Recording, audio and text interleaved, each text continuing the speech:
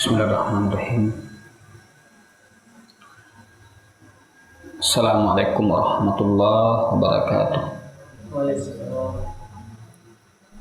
Alhamdulillahilladzi anzalal Qur'an hudan lin-nasi wa bayyinatin minal huda wal furqan.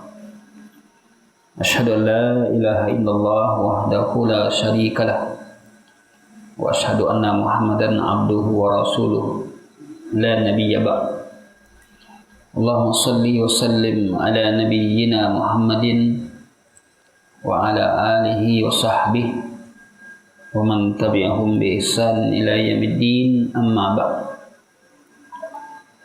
Fa inna asdaqal kalam kalamullah wa khairal hadi Muhammadin sallallahu alaihi wasallam wa syarrul umuri muhdatsatuha kullu muhdatsatin bid'ah kullu bid'atin dhalalah wa kullu dhalalatin finnar. Masyiral muslimin dan muslimat, ikhwan dan akhwat, Bapak Ibu yang dirahmati dan dimuliakan Allah, bersyukur kita kepada Allah Subhanahu wa taala. Alhamdulillah, dengan nikmatnya pada malam hari ini kembali kita diberikan kekuatan oleh Allah Subhanahu wa taala untuk menegakkan amal saleh. Di antara amal saleh yang terbesar adalah talabul ilmi, menuntut ilmu. Tidak ada amal saleh yang melebihi menuntut ilmu, karena dengan ilmu inilah insyaallah ta'ala kehidupan kita akan baik. Kita akan berubah dari kesyirikan kepada tauhid karena ilmu, dari bid'ah kepada sunnah karena ilmu, dari malas kepada ketaatan karena ilmu. Ilmu akan membentuk kepribadian kita, ilmu akan meneruskan jalan hidup kita ketika kita beramal dengan ilmu tadi. Insyaallah ta'ala kembali kita lanjutkan pembahasan kitab Minhajul Muslim pada bab adab, di mana insyaallah ta'ala pembahasan kita pada kali ini menyambung adab sebelumnya, di mana pembahasan kita kali ini insyaallah ta'ala yaitu adab terhadap karib kerabat. Adab terhadap karib kerabat. Pada pembahasan yang lalu kita sudah menjelaskan yaitu adab suami istri. Adab suami istri. Di antaranya adalah kita sudah jelaskan hak-hak istri atas suami. Itu kewajiban ya yang harus terima oleh istri kepada suami. Kita akan bacakan secara ringkas saja pembahasan kita kemarin untuk mengingatkan kita kepada pembahasan kita kemarin. Di antaranya adalah pertama adab hak-hak istri atas suami. Pertama adalah mempergauli mereka dengan cara yang ma'ruf, dengan cara yang baik, mempergauli istri dengan cara yang baik, dengan lemah lembut, dengan akhlak yang baik, ya. Tidak dengan kasar, tidak dengan keras. Kemudian di antaranya lagi adalah mengajarkan dia hal-hal yang penting dari urusan agama, karena ini sebenarnya merupakan tanggung jawab suami untuk mengajarkan istrinya agar istrinya berilmu, memahami din, memahami agama ini. Kemudian yang ketiga adalah yaitu melazimkan istrinya untuk mempelajari Islam, mempelajari adab-adabnya. Karena ada banyak rumah tangga yang jauh dari ilmu karena mereka tidak belajar. Karena kita tidak cukup hanya untuk meraih kebahagiaan dunia saja. Kita mesti untuk meraih kebahagiaan dunia akhirat, itu dengan mempelajari adab-adab Di antaranya mengajarkan dia ajaran Islam, adab-adabnya, agar dia tetap di rumah, tidak bertabarus dalam bergaya, tidak berdandan seperti dandan orang-orang jahiliyah, ya, yang menyebabkan terfitnahnya laki-laki lain karena dia. Kemudian di antara hak-hak istri adalah berlaku adil kepada semua istrinya. Jika istrinya lebih dari satu, kalau satu ya jelas berlaku adil. Kemudian di antara adab, ya, adab atau hak istri kepada suami, tidak menyebarkan rahasia istri, aib-aibnya, celah-celahnya tidak boleh disebarluaskan kepada orang lain atau diceritakan kepada teman-teman, ya, karena ini sama dia dengan, ya, menjelekkan dirinya, menelanjang dirinya. Ketika dengan istri saya begini, ya, tidak boleh seorang suami menceritakan tentang pribadi istrinya kepada orang lain, meskipun kepada temannya, atau rahasia-rahasia pribadinya. Ini merupakan hal yang perlu dijaga. Karena ada hadis yang menyatakan sejelek-jelek manusia kedudukannya si Allah Subhanahu wa taala adalah laki-laki yang menyebarluaskan aib istrinya ketika dia bergaul, berhubungan dan lain. Kemudian yang kedua, hak-hak suami atas istri.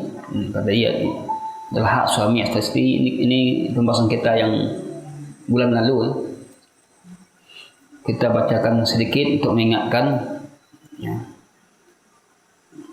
Wajib yang pertama adalah mentaati suami dalam hal apapun kecuali maksiat.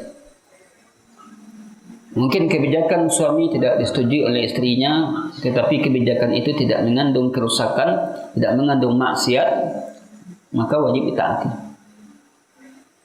Misalnya suami menyusun perabotnya, sini modelnya, istri arahnya lain kan. Suami mengatakan gini, di sini letaknya, maka wajib ditaatinya, karena itu tidak ada dosa, tidak ada maksiat. La ta'ata li makhluqin fi ma'siyatil khaliq. Tidak ada ketaatan kepada makhluk dalam berbuat maksiat kepada Khaliq, kepada Allah Subhanahu wa taala. Sampai ketika sang suami mengajak istrinya berhubung badan dalam kondisi apapun, istrinya wajib meladani.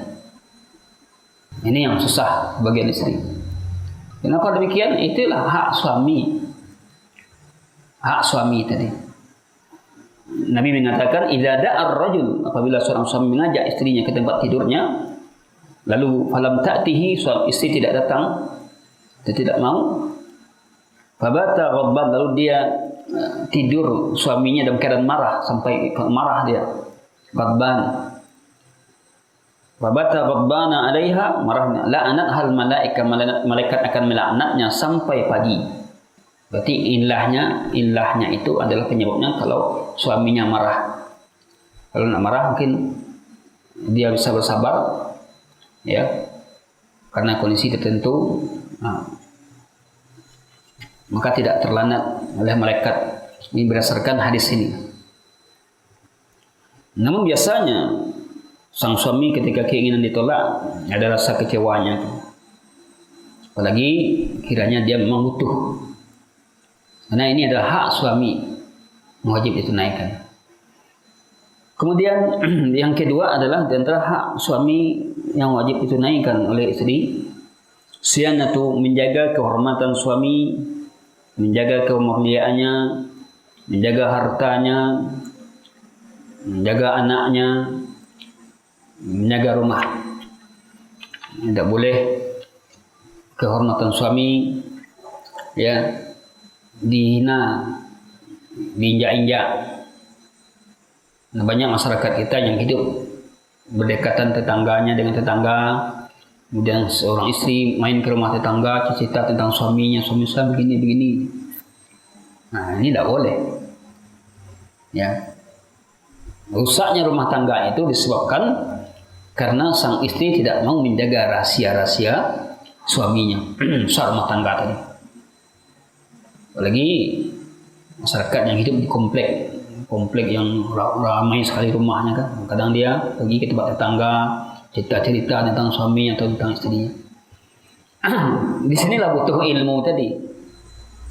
Kalau tidak ada ilmu, masyarakat kita ya kacau. Tidak ada tuntunan yang akan menggerakkan mereka, ya kacau. Yang ketiga adalah di antara hak suami atas istri yang wajib tunaikan oleh istri adalah luzumu baiti zawjiha wala takhruj, hendaklah dia berdiam di rumah suaminya. Tidak boleh dia keluar dari rumahnya kecuali dengan izin suaminya. Nah ini izin. Keluar rumah boleh saja tapi ada izin suaminya. Karena suami sudah mempunyai kedudukan pemimpin dalam rumah tangga, maka dalam hal ini wajib dia untuk menghargainya.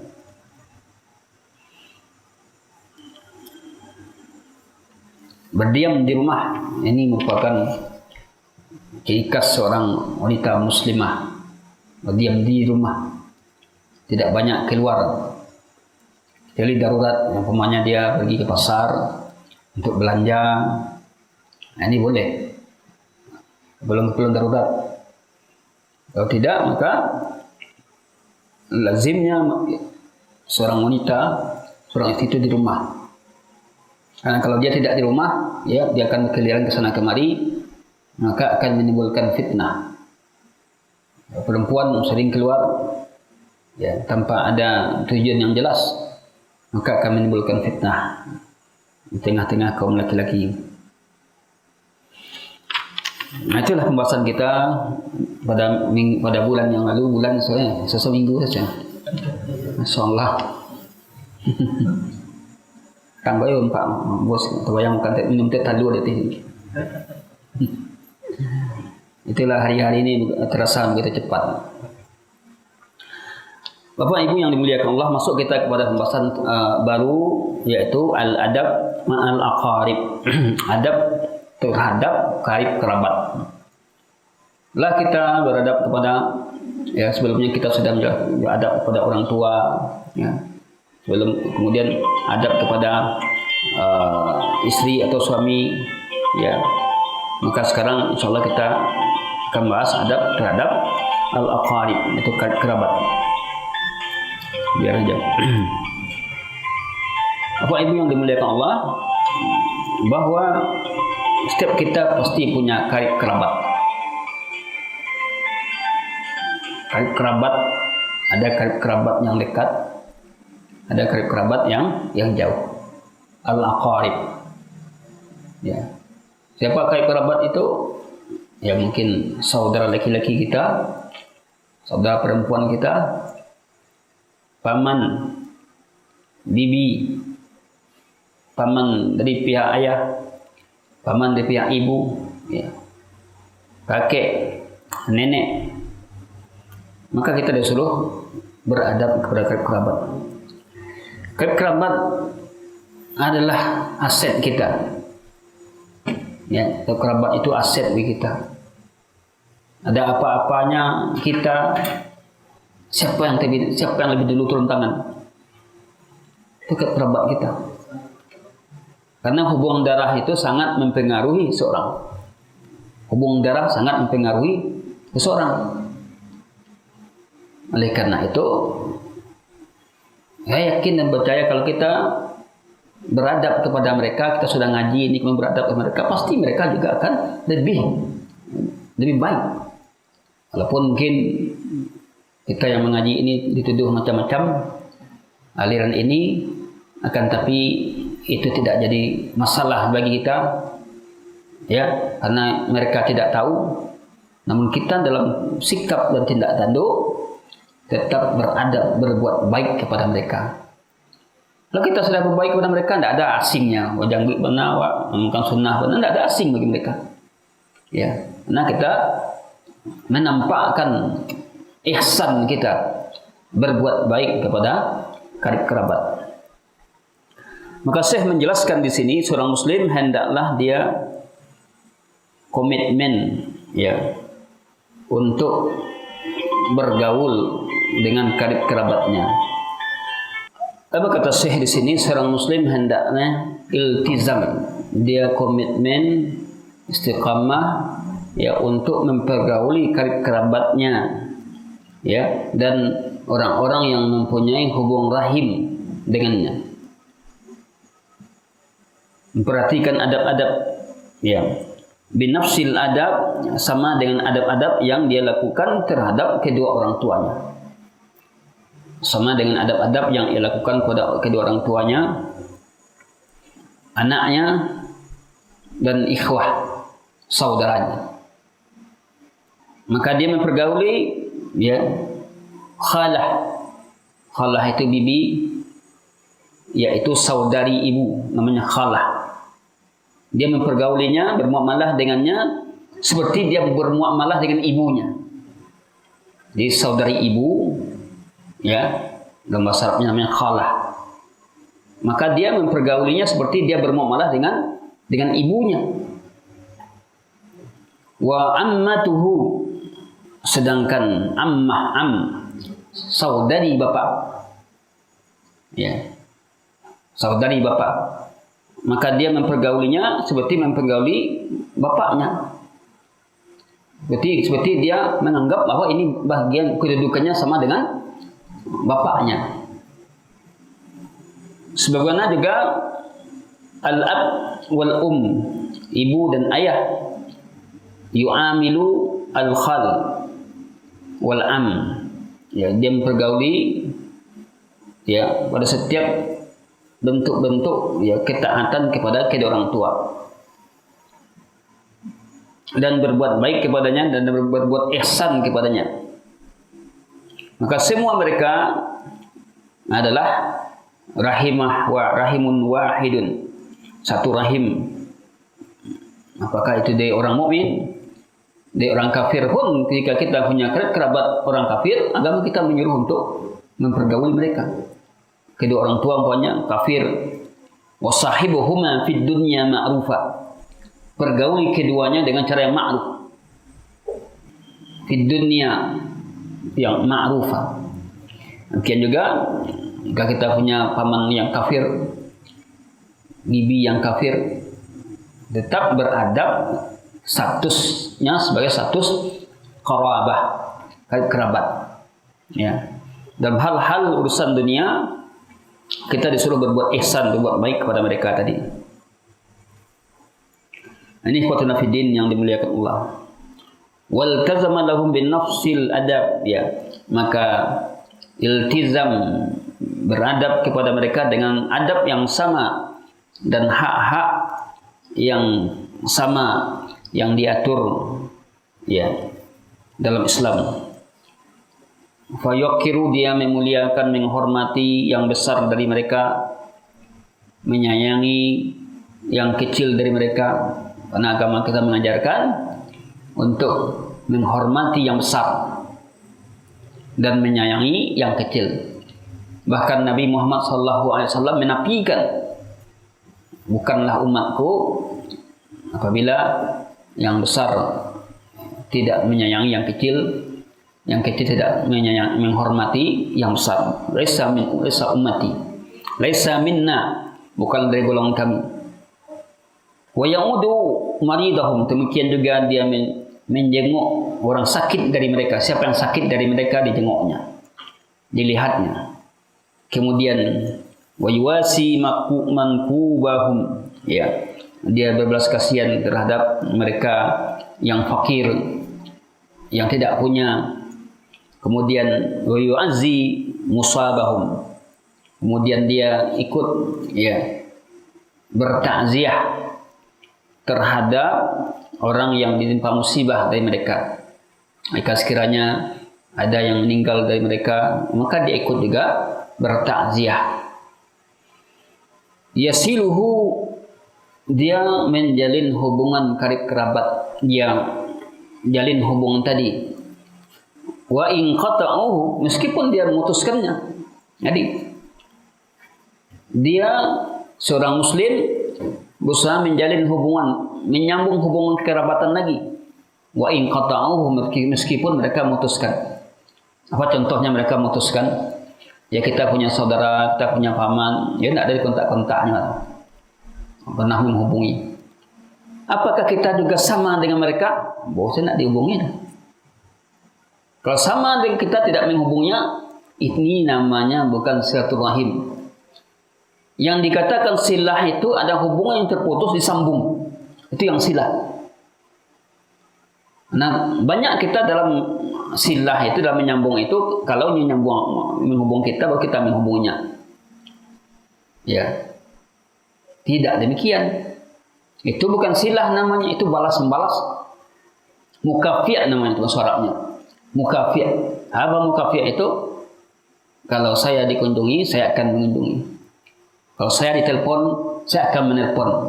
Tidak seperti itu yang dikatakan silah. Silah itu ketika hubungan itu terputus, dia yang menyambungnya. Meskipun dia tidak mau.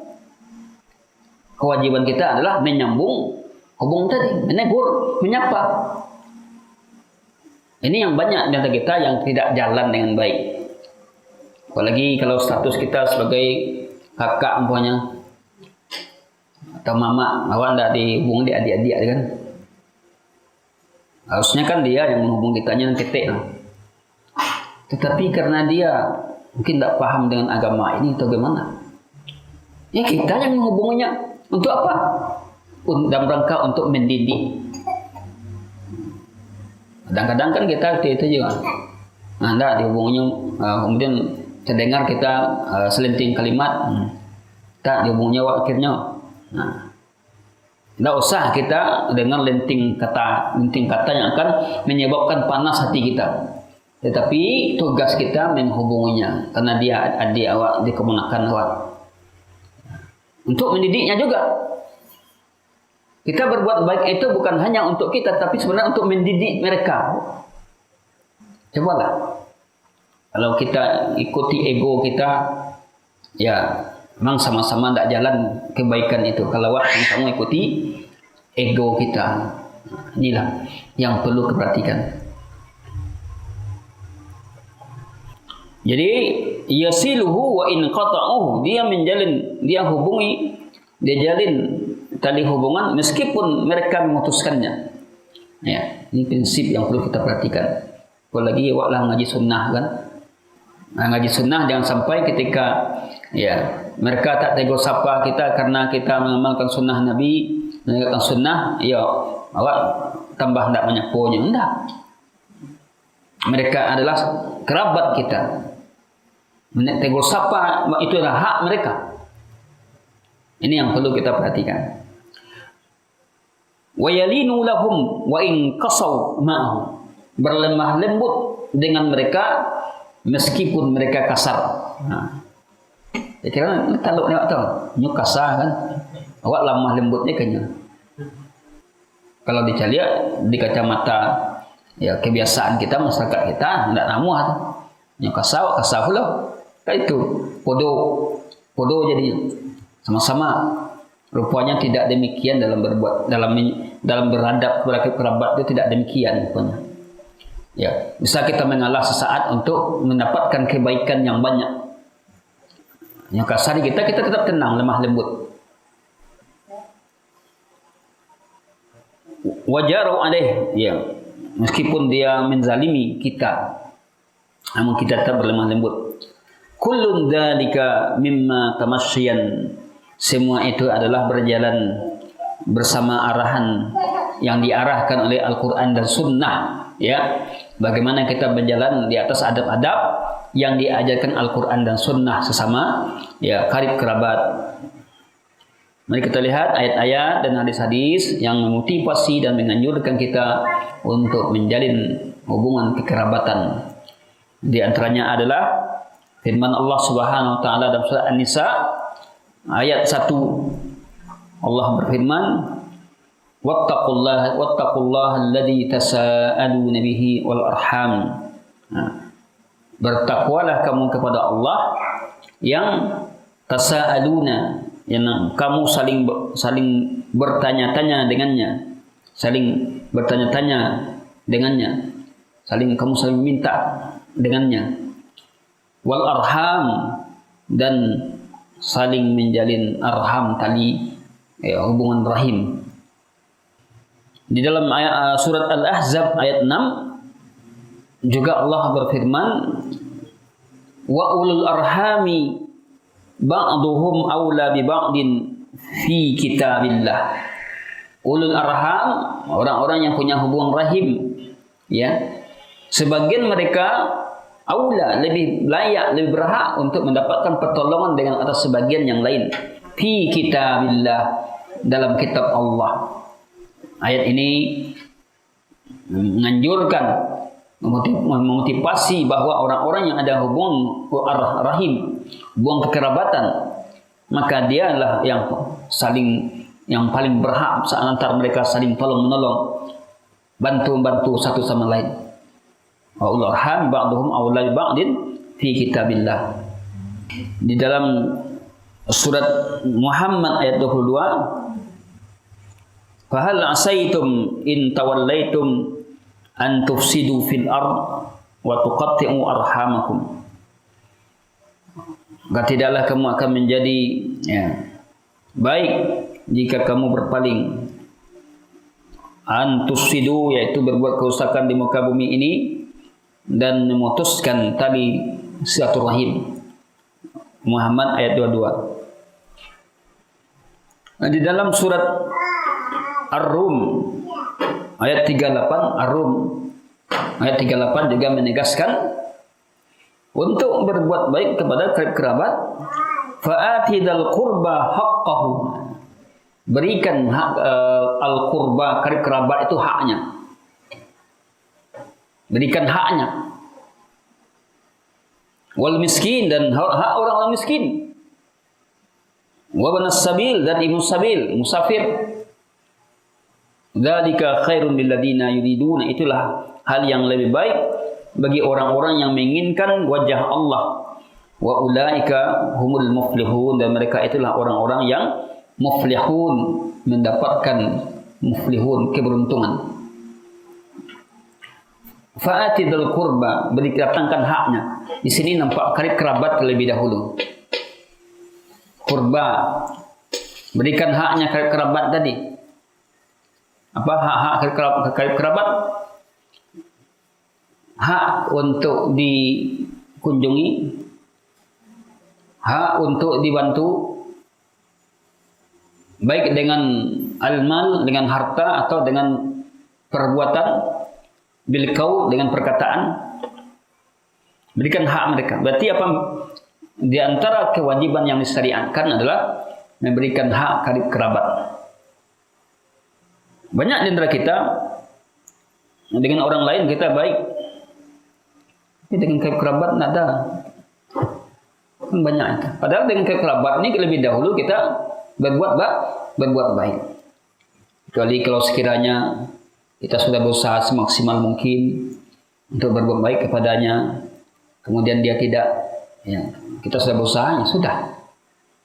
Kita dengan orang lain pun juga kita berbuat baik. Ikhwatuna fiddin yang dirahmati dan dimuliakan Allah. Kemudian di dalam surat An-Nahl ayat 9, innallaha ya'muru bil adli wal ihsan. Ini sering dibaca khatib ketika di Jumat kan. Innallaha ya'muru bil adli wal ihsan wa ita'idil qurba wa yanha 'anil fahsya'i wal munkar, ya. Sesungguhnya Allah merintahkan berbuat adil. Ya'muru bil adli. Allah perintahkan berbuat adil. Apa itu adil? Wad'u syai' fi makanihi, meletakkan suatu pada tempatnya. Itu yang adil tadi. Adil bukan sama rata. Tidak mesti sama rata. Mungkin dalam satu sisi bisa sama rata, namun di sisi lain tidak. C anak awak di SD, C anak awak di SMA. Mana kadang kebutuhan C di kuliah. Kan tak sama uang belanjanya itu. Kalau kita samakan, itu bukan adil namanya. Itu namanya zalim. Ya. Jadi tidak sama rata memberikan haknya. Maka juga demikian, kalau kita memberikan hibah untuk anak kita si A, si fulan juga harus kita kasih hibah. Karena ada suatu riwayat hadis, pernah Nabi diminta jadi saksi oleh salah seorang sahabat bahwa sahabat ini akan menghibahkan sesuatu kepada anaknya. Dia minta Nabi jadi saksi. Lalu ketika itu Nabi bertanya, "Akullu waladin nahaltahu?" Apakah setiap anak kau berikan seperti ini? La, tidak. Mendengar itu, kalau begitu aku tidak mau menjadi saksi terhadap perbuatan kamu ini yang berbuat curang terhadap anakmu. Lalu Nabi mengatakan, "I'dilu baina auladikum." Berlaku adillah kamu kepada anak-anak kamu. Maka banyak terjadi dalam kehidupan rumah tangga berkeluarga itu adalah ulah orang tuanya yang menyayangi anak ini dikasih dan anak ini tidak dikasih. Sehingga ketika orang tua sudah meninggal, anak ini karenanya anak paling gadang yang ingin mengambil semua harta semuanya. Karena selama ini dia orang tua salah didik. Nan banyak dia apa saja dia jadi sehingga dia ingin menguasai harta ini semuanya. Kenapa? Salah didik. Itu banyak terjadi di masyarakat kita. Mungkin karena faktor anak ini anak pertama, kasih dan sayang tumpah ke sadonya. Anak ini tidak begitu. Disinilah kita perlu ilmu tentang pendidikan anak ini. Kalau tidak ada ilmu jelas kezaliman akan terjadi. Akan terjadilah kezaliman. Kenapa? Karena sesuatu tanpa ada yang menuntun. Kalau hanya kita mengandalkan perasaan kita, mengandalkan logika kita, jelas kacaulah kehidupan kita ini. Itulah agama yang meluruskan. Agama adalah solusi, Islam adalah solusi dalam segala kehidupan kita. Nah, ini ikhwatuna fiddin yang dirahmati. Innallaha ya'muru bil adli wal ihsan. Memerintahkan berbuat ihsan. Ihsan dan berbuat kebaikan. Berbuat kebaikan ini kebaikan yang berhubung dengan manusia, kebaikan yang berhubung dengan Allah, kebaikan yang berhubung dengan makhluk, dan kebaikan yang berhubung dengan Allah. Kalau ihsan kepada Allah, itu ihsan dan beribadah kepada Allah. Anta'budallaha ka'annaka tarahu. Engkau beribadah kepada Allah seolah-olah engkau melihatnya. Fa illam takun tarahu, jika kamu tak melihatnya, fa innahu yaraka. Sesungguhnya dia melihatmu. Itu ihsan. Ihsan dalam semua hal, dalam bekerja dan bertugas. Ihsan dalam menuntut ilmu. Bukan hanya sebatas mendengar, tapi memperhatikan kaji tadi.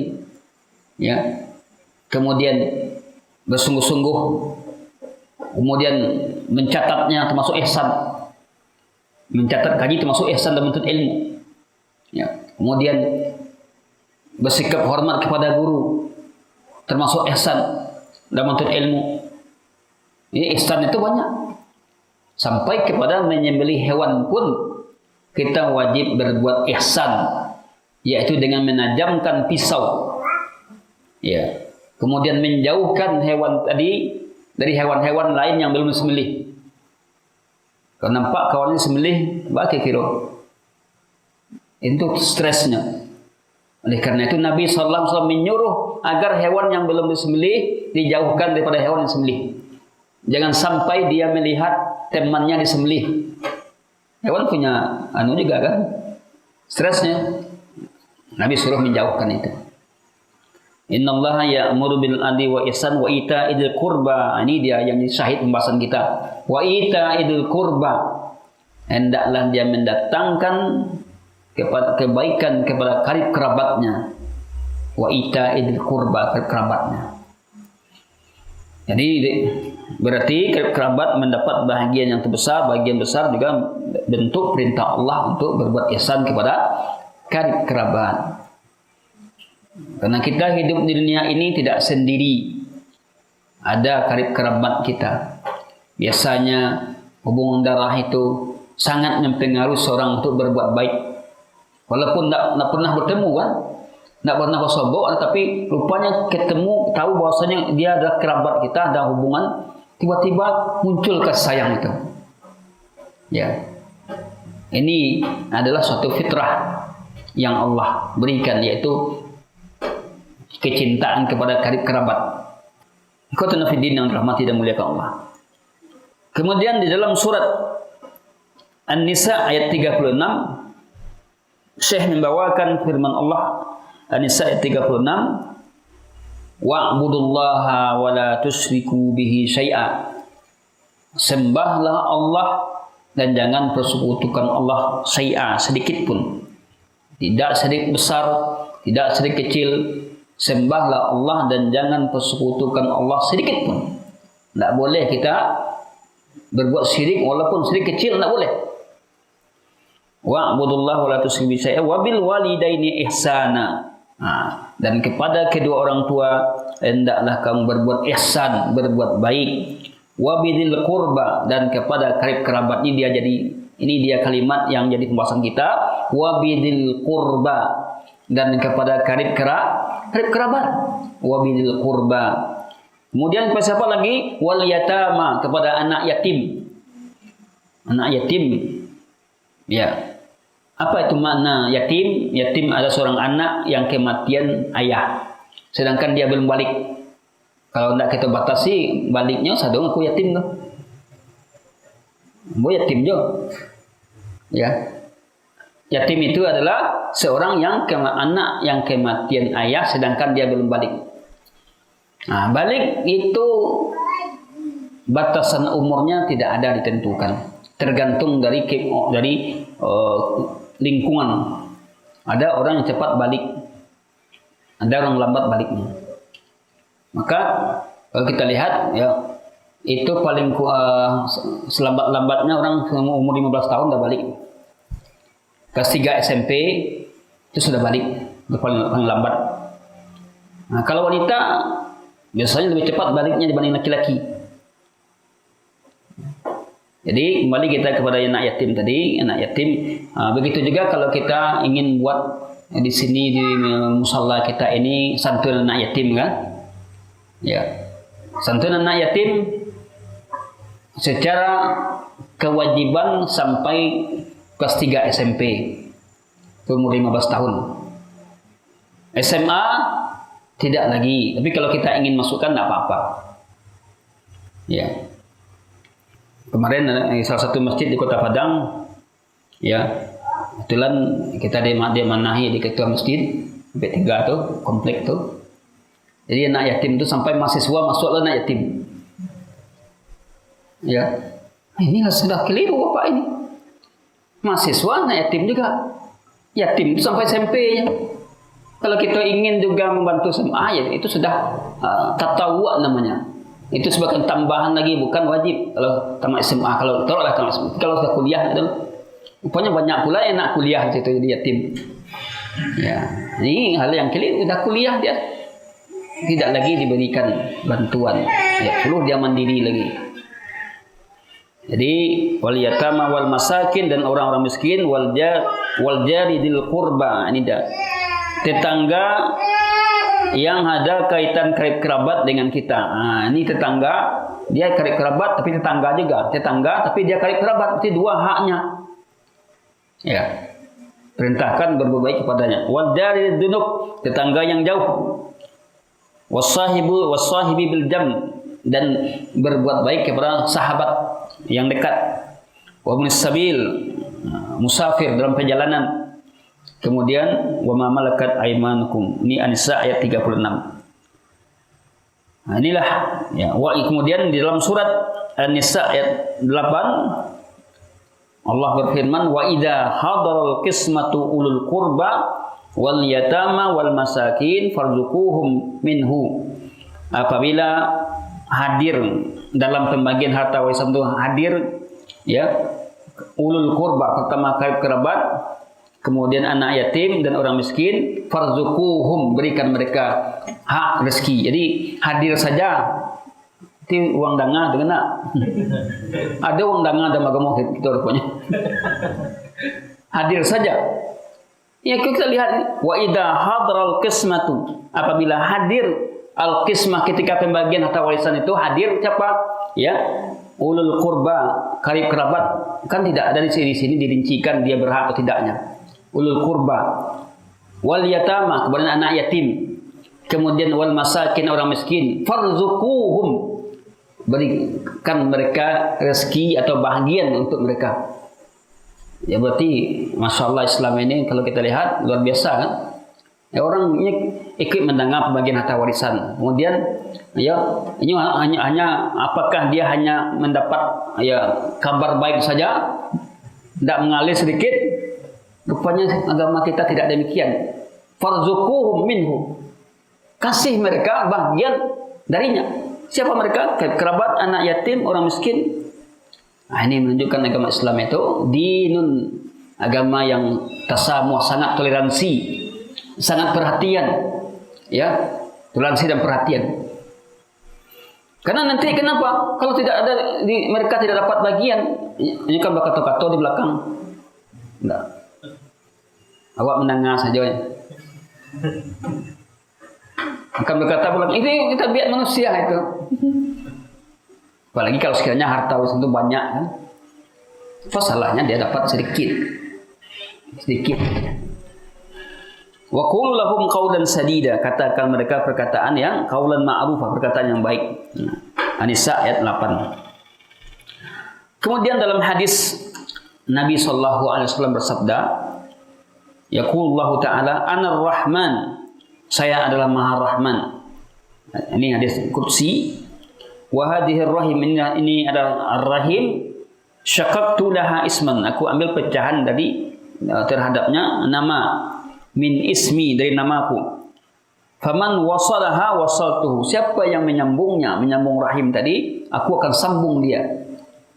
Waman qata'aha qata'tuhu, siapa yang memutuskan rahim tadi, aku akan memutuskan juga kasih sayangku kepadanya. Ya, ini menunjukkan bagaimana motivasi untuk menyambung hubungan silaturahim tadi. Nah, silaturahim ini istilah Islam ini sebenarnya silaturahim itu khusus kepada ya hubungan rahim keluarga kita, ke kerabat. Ini bahasa Indonesia silaturahim kemakin kakawan silaturahimnya namanya kan. Nah, kurang tepat. Nah, kalau lah boleh kita silah sedekah, hubungan sahabat, menjalin persahabatan itu sebenarnya. Tapi di bahasa Indonesia, kemana tuh mau ingin menjalin persahabatan? Itu kan bahasa Indonesia nak rancak ini nak. Tapi kemana tuh mau ingin menjalin persahabatan? Ya, kan silah sedekah atau silah sahabat. Atau kemana saya ingin pergi menjalin ukhuwah, silah ukhuwah. Ya dia saudara kita sama mukmin. Umpamanya kita pergi sekarang ke daerah Gunung Meletus itu apa namanya? Semeru kan? Saya pergi ke sana dalam rangka apa? Silah ukhuwah, untuk menjalin ukhuwah dengan membagikan ya bantuan-bantuan. Ini nama silah ukhuwah. Cuman karena sudah terbiasa silaturahim ini dipakai kalimat untuk menjalin hubungan kasih sayang, sehingga kalimat silaturahim itu selalu melebar maknanya, ya. Makna silaturahim itu lebih identik kalau kita lihat berdasarkan kaji kepada orang yang ada hubungan kerabat dengan kita, apa kerabat dekat atau kerabat jauh, itu maknanya. Ini ikhwatuna fiddin yang dimuliakan Allah Subhanahu wa taala. Wa qala lahu sallallahu alaihi wasallam ahadu ashabi, berkata kepadanya salah seorang sahabat Nabi bertanya kepada Nabi, man abar, siapa yang aku lebih dulu berbuat baik kepadanya? Faqal, Nabi menjawab, ummuka, ibumu. Kemudian thumma man, kemudian siapa lagi? Ummuka sampai 3 kali. Thumma abuka, abaka, kemudian bapakmu. Ya. Thumman aqrab fal aqrab. Nah, kemudian yang lebih dekat dari yang dekat inilah dia kerabat tadi. Jadi ibu, ayah, kemudian baru kerabat. Ya, di sini nampaknya kemuliaan dari kedudukan dari kerabat tadi yang kita diperintahkan untuk berbuat baik kepadanya. Kemudian ikhwatana fiddin yang dimuliakan Allah, wa su'ila sallallahu alaihi wasallam amma yudkhilul jannah. Nabi ditanya tentang hal yang akan memasukkan dia ke surga. Ya, dari amal-amal, apa amal yang akan dia masukkan ke surga dan apa amal yang akan menjauhkan dia dari api neraka. Amal yang akan memasukkan dia ke surga dan apa amal yang akan menjauhkan dia dari api neraka. Ya. Apa kata Nabi? Ta'budullaha wa la tusyriku bi syai'a. Kamu menyembah Allah dan tidak menyekutukan Allah sedikit pun. Ya. Kemudian apa kata Nabi? Wa tuqimus shalah. Kamu menegakkan salat. Ini jalan yang akan mendekatkan ke surga dan menjauhkan kita dari api neraka. Wa tu'tiz zakah. Kamu bayar zakat. Wa tasilur rahim. Masuk di sini. Dan kamu menjalin hubungan silaturahim. Jadi silaturahim adalah wasilah yang akan mengantarkan kita ke surga. Jangan kita putuskan tali satu rahim kita. Selalu kita menjaganya. Kalau zaman sekarang ini untuk menjaga satu rahim itu mudah. Dan nak wasabo, dia WA bisa aja, dia telepon bisa juga, ya video call juga bisa. Mudah sekali untuk menjalin hubungan satu rahim tadi. Menanyakan kabar, menanyakan keadaan. Ya, itu saja sudah cukup. Menanyakan kesehatan tadi. Ya. Tidak mesti datang, tidak mesti berkunjung. Mari kita biasakan hal seperti itu dalam rangka untuk menegakkan perintah Allah dan Rasulnya dan sunnah-sunnah Rasulullah Sallallahu Alaihi Wasallam. Kemudian hadis yang lain, qala fil khalah, berkata Nabi dalam tentang perkara tentang kedudukan seorang khalah, yaitu bibi, yaitu saudari ibu. Innaha bimanzilatil sesungguhnya khalah itu saudari ibu itu sama dengan kedudukannya sebagai ibu. Ya. Ini kalau ibu kita telah tiada, siapa yang kita cari? Bibi kita cari. Sama kita dengan berbuat baik kepada ibu kita. Bimanzilatil Wa qala as-sadaqatu 'alal miskin. Kemudian Nabi juga bersabda, sedekah atas orang miskin sadaqatun adalah sedekah, wa 'ala dzirrahim sadaqatun. Adapun sedekah yang diberikan kepada orang yang ada hubungan kerabat dengan hubungan rahim ada dua nilainya. Pertama sebagai sedekah, kemudian sebagai silah, menjalin hubungan. Jadi kalau kita berinfak, kalau kita bersedekah kepada karib kerabat kita, dua yang kita dapatkan. Apa itu? Yang pertama kita sudah mendapatkan, kita telah memberikannya sedekah. Yang kedua kita sudah menjalin apa? Silah, hubungan. Berarti apa? Ya, apabila karib kerabat kita membutuhkan, kemudian orang lain membutuhkan, mana yang kita dahulukan? Karib kerabat kita. Karena dari segi kedudukannya dia lebih utama dibantu dibandingkan dengan orang lain. Karena dia karib kerabat kita. Nah, ini menunjukkan bagaimana keutamaan berbuat baik kepada karib kerabat. As-sadaqatu 'alal miskin sadaqah. Bersedekah kepada orang miskin hanya satu sedekah nilainya. Wa 'ala dzirrahim, sedangkan bersedekah kepada dzirrahim, ya, karib kerabat kita, dua nilainya. Pertama sebagai sedekah, yang kedua sebagai adalah silah. Siapa contohnya kemenakan, Pak? Kemenakan kan, Pak, kemenakan kita susah. Kita bantu dia, dua kita dapatkan. Ya, kalau dia miskin satu, kemudian karena dia hubungan kekerabatan silah, kita sudah menjalin silah, menjalin hubungan. Nah, ini yang memang masyarakat kita sebagian kurang perhatikan. Nan dake nan nampak nya dah. Nan jauh nampak. Ini banyak temannya nampak oleh kalau kawan. Kadang-kadang orang kan hubungan dengan kawan itu kadang-kadang lebih akrab hubungan dengan karib kerabat.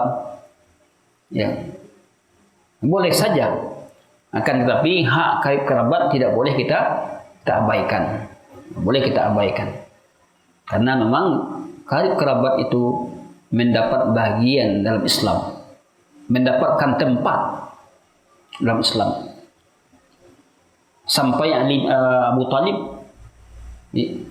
Nabi mengajak Abu Talib, pamannya, untuk masuk Islam. Karena selama ini dia sudah membela dakwah Nabi, tapi hidayah tidak menyatu pada dirinya. Dia masih enggan karena ada teman-temannya, kerabat yang lain yang mempengaruhinya. Ya, ketika Abu Talib diajak oleh Nabi masuk Islam menjelang akhir hayatnya, di samping Abu Talib ada Abu Lahab. Atargab an millati, apakah kamu benci dengan agama nenek moyang kita? Nabi suruh dia masuk Islam. Lalu apa kata orang sebelah?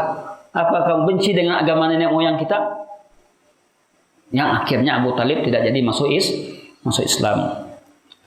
Ini adalah sebuah kecintaan Nabi kepada paman beliau, sehingga beliau tetap mengajak pamannya masuk Islam. Maka tapi ya qadarullah, semua sudah jadi takdir Allah, ya. Maka Abu Talib mati dalam keadaan kufur. Silakan azan dulu. Baik, kembali kita lanjutkan beberapa menit ke depan. Ikhwatana fi din yang dimuliakan Allah, masuk kita kepada adab berikutnya, al-adab ma'al jiran, beradab terhadap tetangga. Adab terhadap tetangga. Di dalam kehidupan kita sehari-hari pasti kita punya tetangga. Tetangga ada orang yang dekatnya rumah dengan kita, ya, baik tetangga sebelah kanan, sebelah kiri, depan, ya. Banyak orang yang tidak mengetahui bermuamalah dengan tetangga ini secara syar'i, tidak menjaga adab-adab terhadap tetangga. Agama kita menyuruh untuk berbuat baik kepada tetangga. Wabil walidaini ihsana wabidil qurba wal yatama wal masakin wal jari dil qurba wal jari dil inidia. An-Nisa ayat 36. An-Nisa ayat 36, berbuat baik kepada tetangga. Mana kalimat yang menyatakan berbuat baik kepada tetangga tadi? Yaitu wal jari dil qurba wal jaril junub. Hendaklah kamu berbuat baik kepada tetangga yang ada hubungan karib kerabat dan tetangga yang tidak ada hubungan karib kerabat. Tetangga jauh. Tetangga yang ada hubungan karib kerabat dan tetangga jauh. Nabi SAW bersabda, begitu mulianya berbuat baik kepada tetangga ini. Apa kata Nabi? Mazala Jibrilu yusini bil jar, nantiasa Jibril mewasiatkan kepadaku untuk berbuat baik kepada tetangga, hatta zanantu annahu sayurithu, sampai aku mengira bahwa tetangga itu punya hak waris. Bayangkan, Jibril selalu menyuruh Nabi untuk berbuat baik kepada tetangga.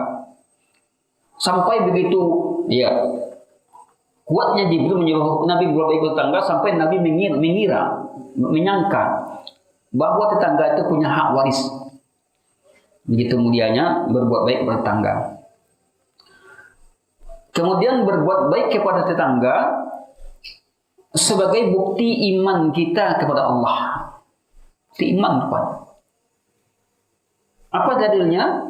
Hadis Nabi SAW, yaitu hadis riwayat Muslim. Hadis riwayat Muslim. Man kana yu'minu billahi wal yaumil akhir, siapa yang mengaku beriman kepada Allah dan hari akhir, fala yu'di jarahu fal yukrim jarahu, hendaklah dia muliakan tetangga. Berarti tanda orang beriman kepada Allah dan hari akhir, dia menghormati tetangganya. Ini yang sudah mulai pudar.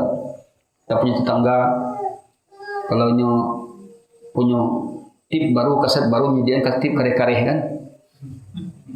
Tidak ada dihormati orang sebelah. Kenapa itu terjadi? Pemahaman tentang berbuat baik bertangga itu tidak ada. Jadi dia melakukan suatu perbuatan apa yang enak oleh mereka. Ilmu tidak ada. Kemudian di antara adab-adab yang perlu kita perhatikan dalam berbuat baik bertangga ini, yang pertama adalah tidak menyakiti tetangga, baik dengan perkataan atau perbuatan. Tidak menyakiti tetangga baik dengan perkataan atau perbuatan. Apa hadisnya yang melarang itu? Man kana yu'minu billahi wal yawmil akhir fala yu'di jarahu. Siapa yang mengaku beriman kepada Allah dan hari akhir, fala yu'di jarahu, jangan ia menyakiti tetangganya. Hadis riwayat Imam Bukhari itu. Dan juga hadis lain, wallahi la yu'min, demi Allah tidaklah mereka beriman. Demi Allah tidaklah mereka beriman, kata Nabi. Wallahi la yu'min, diulang lagi oleh Nabi, demi Allah tidaklah dia beriman. Faqila lahu, lalu Nabi ditanya, man huwa ya Rasulullah? Siapa dia orang tidak beriman tadi? Man huwa ya Rasulullah? Apa kata Nabi? Alladzi la ya'manu jaruhu bawa'iqahu. Orang yang tidak merasa aman tetangganya dengan sikap-sikapnya. Tidak aman tetangga dengan sikap-sikapnya. Dalam hadis lain, hiya finnar. Tetangga seperti itu calon penduduk neraka yang tidak aman orang lain dari sikap-sikapnya tadi.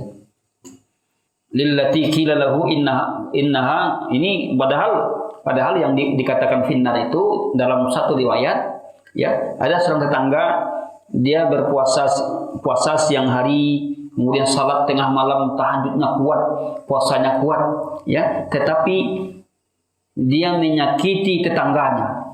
Apa kata Nabi? Hiya finnar, ia masuk neraka. Gawat. Ancaman, ya. Ancaman bukan berarti dia langsung masuk neraka, enggak. Kalau dengan ancaman itu memang enggak tegas sedikit. Walaupun dia belum tentu masuk neraka. Ya. Salat kuat, malamnya kuat, sedekahnya kuat, ya. Tetapi dia puasanya kuat, menyakiti tetangga, ini calon penduduk neraka. Ibadahnya itu tidak memberikan manfaat kayaknya. Jadi tidak cukup kita beribadah saja. Muamalah kita, adab kita, akhlak kita perlu kita perhatikan.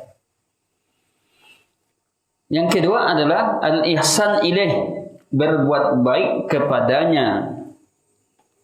Ini berbuat baik kepadanya. Wa dzalika bi an yansuruhu idza stansarahu, yaitu dengan cara menolongnya jika ia minta tolong. Ini berbuat baik tetangga, menolongnya jika minta tolong. Wa yu'inuhu idza sta'an, membantunya jika dia minta bantu. Dia butuh bantuan, kita bantu. Wa ya'udahu idza marida, menjenguknya jika sakit. Nah, ini perlu kita perhatikan. Punya tetangga lah nampak ada berhari 2 hari 3 hari nak nampak. Kalau kita punya perhatian ke tetangga, kita bertanya ke ayahnya mana, ibunya mana ibu itu nak keluar, oh dia sakit apa? Ini orang perhatian kepada tetangga itu sampai ke situ dia bertanya, dia dilihat sesuatu yang biasa kemudian tidak ada, biasanya dia keluar tidak ada. Wa yuhanni'ahu idza fariha. Di antara dua ihsan ke tetangga adalah mengucapkan selamat ketika tetangga gembira. Itu anaknya sudah anaknya sarjana kan. Selamat ya anaknya lah sudah. Bukan dengki, bukan hasad. Mengungkapkan keselamatan, selamat jika dia merasa gembira, atau dia mendapat penggembiraan, dapat melioto cek Tetangga yang baik mengatakan, insya Allah hancur otonya, selamat ya, kali itu baru. Bukan berniat di hati kita, bukan curiga atau bukan ya hasad kita. Pinjam di bank tuh yo. Itu bukan hak kita. Pinjam di bank, nggak ada SK tuh yo. Mana Pak? Iya. Heran itu nak heran menawak tu. Kan hilangkan suuzan kita itu. Hilangkan suuzan kita itu. Supaya hati kita itu bersih. Ya. Kalau ada suuzan itu tadi dia nak selamat. Walaupun kita banyak beribadah, hati kita ini tak bersih pada orang. Ya. Itu urusannya. Kalau dia pinjam uang di bank segala macamnya. Yang jelas adalah sebagai muamalah kita sampaikan. Alhamdulillah. Encak otonya bagus. Jadi bukan hasad kita, bukan iri kita. Tanda kita tidak hasad adalah kita senang kalau orang dapat nikmat. Tanda kita tidak hasad. Kemudian ketika kita benci orang dapat nikmat, tanda kita hasad. Ini yang perlu kita koreksi diri kita. Orang dapat nikmat tapi kita tidak ada merasa senang sedikit pun. Kita benci, tidak suka orang itu dapat nikmat. Itu tanda hasad. Cepatlah kita istighfar kepada Allah. Ada orang tiap sebentar dapat nikmat, ya beli ini beli itu, ya alhamdulillah. Allah memberikan keberkahan kepadanya. Tidak usah kita hasad itu. Rezeki kita itu sudah ada di tangannya. Bagaimana jangan kita melihat nikmat yang orang yang mendapatkan nikmat lebih dari kita. Lihat orang yang dapat nikmat di bawah kita. Ya, unzur ila man asfala minkum wa la tanzur ila man fawqakum fa huwa ajdar alla tazdaru ni'matallahi alaik. Lihatlah orang yang kondisinya di bawah kalian. Ya. Kalau ingin kita menjadi hamba yang bersyukur kepada Allah, ingin kita menjadi hamba yang qanaah, lihat orang yang kondisinya di bawah kita. Ekonominya, kehidupannya, sehingga kita akan merasa bersyukur. Kalau kita melihat orang yang kondisinya di atas kita punya tetangga itu sukses terus kan, ya jelas di sini letaknya terjadinya hal-hal yang tidak diinginkan dalam rumah tangga ketika kita melihat orang yang kondisinya lebih baik dibandingkan kita. Akhirnya apa? Kita tidak pernah merasakan adanya rasa syukur tadi. Karena kita mencari orang dapat nikmat yang banyak. Awak nikmat banyak, nikmat kita ada, tapi kita tidak melihat orang yang di bawah kita. Nah, ini ikhwatuna fiddin yang dimuliakan Allah. Jadi mengungkapkan selamat ketika tetangga gembira, wa yu'azziyahu idza usiba. Mengucapkan kalimat takziah atau bertakziah ketika dia ditimpa musibah.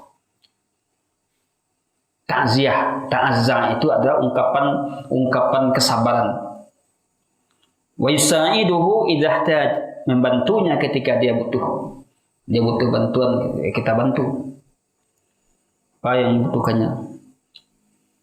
Yabda'uhu bisalam, memulai ya salam kepadanya. Bukan nunggu salam dari dia dulu. Kita mulai dulu. Assalamualaikum. Begitu dalam berbuat ihsan kepada tetangga tadi.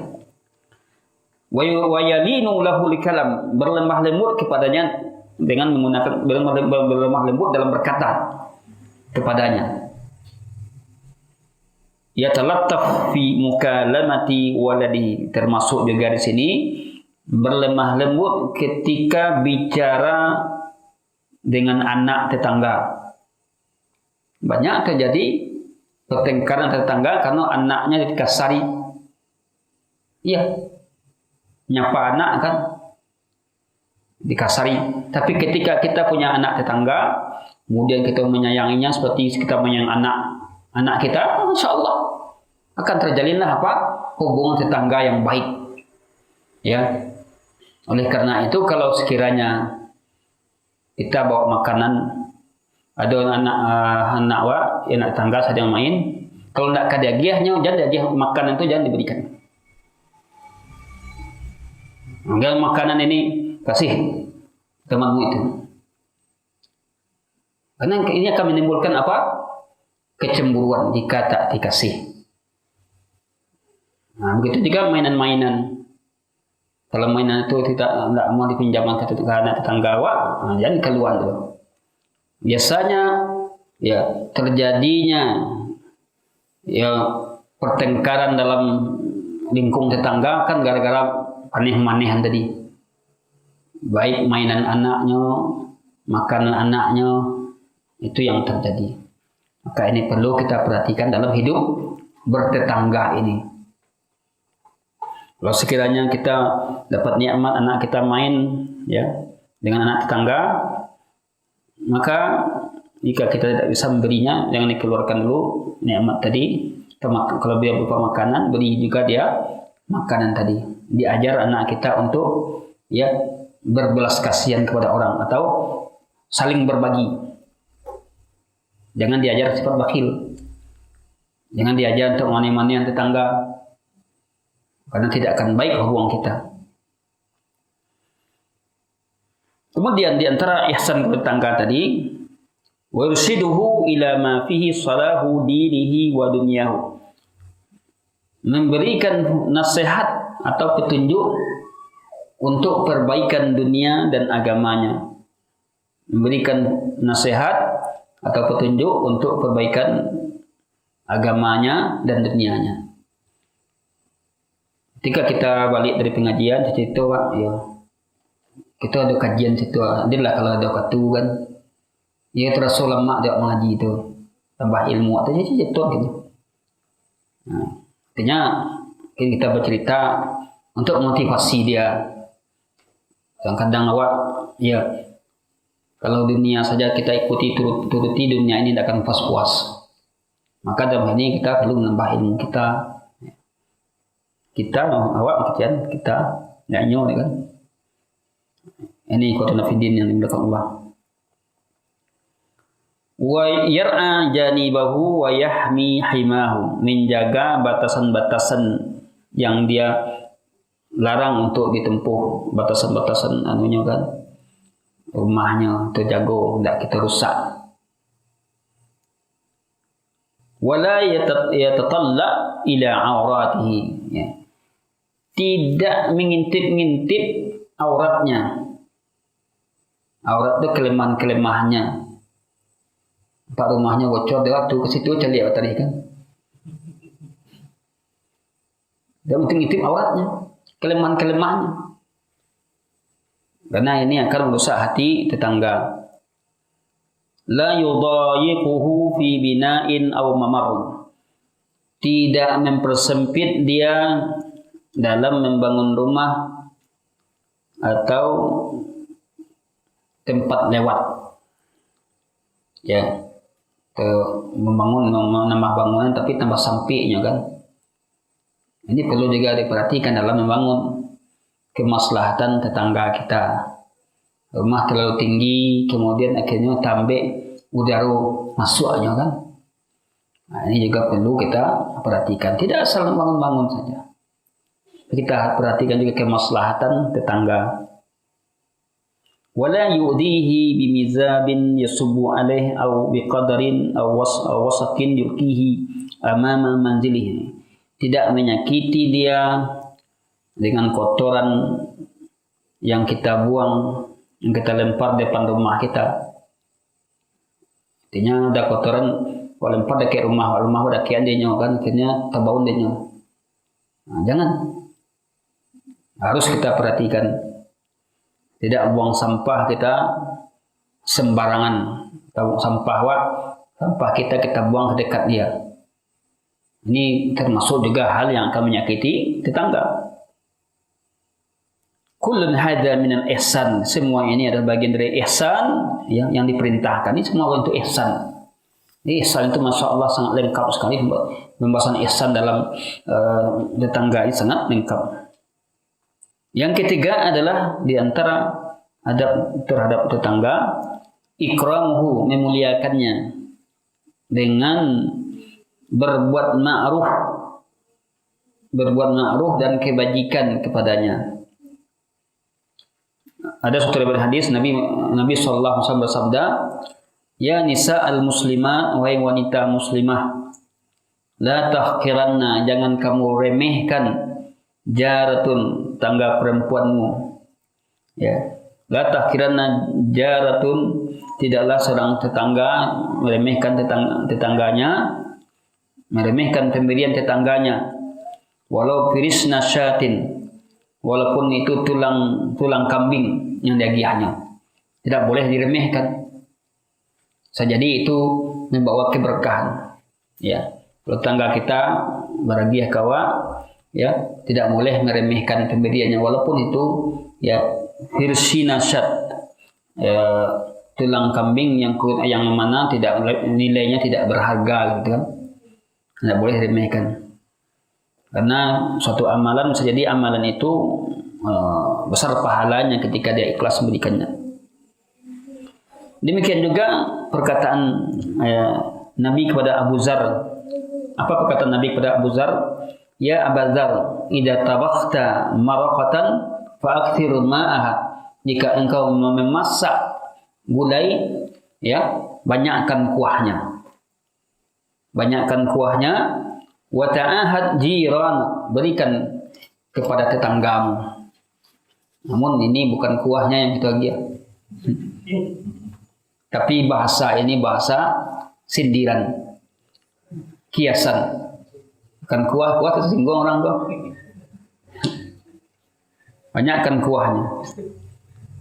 Wa qaulu Aisyah, dan perkataan Nabi kepada Aisyah, lamma qalat lahu inna li jarain, sungguhnya aku punya dua tetangga. Fa ila ayyuhima ahdi. Ya, dari dua tetangga itu mana yang lebih dahulu aku berikan hadiah? Kalau kita punya tetangga dua orang ya, tetangga cerita selainnya rumah jauh kan, ya. Mana dari keduanya itu yang aku berikan hadiah? Apa kata Nabi? Ila aqrabiha minka baban, kepada tetangga yang pintu rumahnya lebih dekat darimu. Nah, jadi kalau kita ingin berikan hadiah, tetangga kita ada dua orang, dua rumah, beri tetangga yang pintu rumahnya dekat kau. Sampai begitu agama mengajarkan kita. Kemudian di antara adab terhadap tetangga memuliakannya, ya, tidak menghalanginya meletakkan kayu di dindingnya. Ya. Jadi memuliakannya artinya adalah kalau ada barang-barang kita, ya, tetangga minta sebentar untuk diletakkan dekat, sandarkan ke dindingnya, mungkin ya kita tidak menghalanginya. Untuk sementara mungkin ya, jika itu tidak membawa dampak, maka tidak mengapa.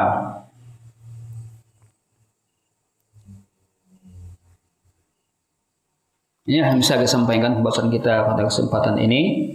Kaji kita mudah-mudahan bermanfaat bagi kita, menambah ilmu kita, khususnya kaitan dengan berbuat baik kepada tetangga kita.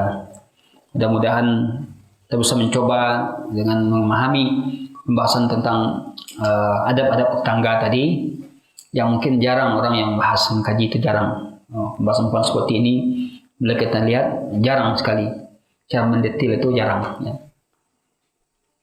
Mungkin hanya motivasi, sebatas motivasi saja, tapi bagaimana rincian-rincian berbaik tetangga itu tidak dikaji, tidak didalami. Mungkin saja ada yang bertanya. Ya. Tadi berbuat baik kepada sanak famili, Ustaz.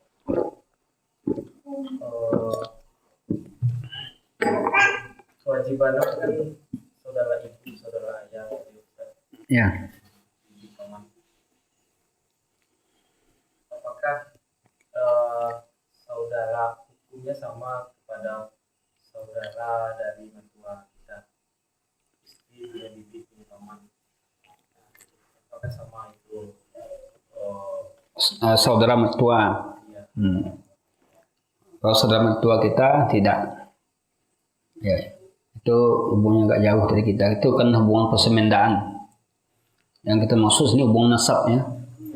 Karena hubungan kita kan kena ada istri. Kalau kita tidak, kalau dia tidak jadi istri lagi, maka dia orang asing kan itu. Saudara adik mertua itu sudah orang asing kalau tidak jadi. Kalau anaknya tadi anak saudaranya tidak jadi istri lagi, maka tidak sama kedudukannya dengan saudara kita. Maka yang dikatakan qarib kerabat itu kaitannya adalah yaitu dengan orang-orang terdekat kita. Istri juga kayak kerabatnya ada, suami juga punya kayak kerabat. Namun kaitannya dengan istri, ya itu dia suami juga berbuat baik kepada kerabat istri. Mungkin ketika istrinya tidak ada lagi, meninggal, maka dia ingin berbuat baik, maka dia cari kerabat istri yang dia cari. Termasuk nanti mertuanya atau adik mertuanya itu hubung kerabat juga kerabat istri. Itu kalau itu kaitannya berbuat baik kepada istri ya yang sudah meninggal namanya. Wallahu a'lam bishawab. Khadijah Nabi SAW berbuat baik kepada Khadijah ketika Khadijah telah meninggal. Nabi cari teman-teman Khadijah tadi, ya, lalu dia bagikan hadiah untuk teman-teman Khadijah tadi sebagai bukti cintanya kepada istrinya tadi. Itu juga langkah untuk berbuat baik. Itu juga kita dengan orang tua kita, tidak ada misalnya orang tua, tinggal kawan orang tua, kawan dakeknya dulu masih hidup. Ini kita berbuat baik kepadanya, carinya. Dan maka berbuat baik kepada orang tua, kawan dakek ayah, kawan dekat ibu kita. Wallahu a'lam bishawab.